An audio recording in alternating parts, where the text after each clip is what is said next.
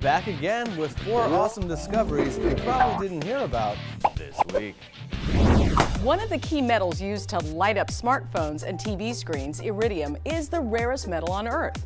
In fact, most scientists say the only reason we have iridium on Earth's surface is because it traveled here on an asteroid 60-some million years ago. So, not likely to get more of that metal anytime soon. Now, chemists have found a way to light up our lives using non-rare copper.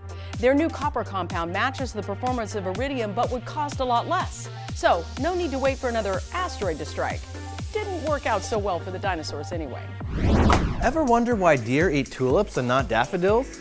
Using a computer model based on the ones marketers use to target online ads, researchers have combined plant biology and machine learning to sort through 30,000 genes of the plant Arabidopsis thaliana to pick out genes that make specialized metabolites. Some plants use metabolites to attract pollinators or fend off hungry critters. The model can now be applied to other plants to more quickly discover the genes that are medicinal or industrially useful compounds.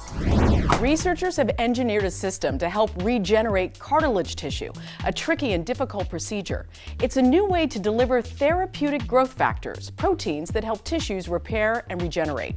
The nanoclay-based platform delivers growth factors in a sustained and prolonged way, with fewer negative side effects and at less cost. The researchers say this new system might help in treating osteoarthritis, a degenerative disease affecting nearly 27 million Americans.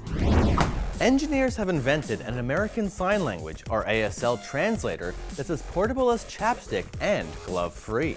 It can translate full sentences without the need to pause. The technology, known as Deep ASL, functions through a 3-inch sensory device, Leap Motion, that converts hand and finger motions into skeleton-like joints. A deep learning algorithm, meant to work much like the brain, picks up the data and matches it to sign language. Next steps? Bring it to market, make it compatible with smartphones, and teach it different sign languages. And there you go. See you next week with 4 more awesome discoveries with funding from NSF.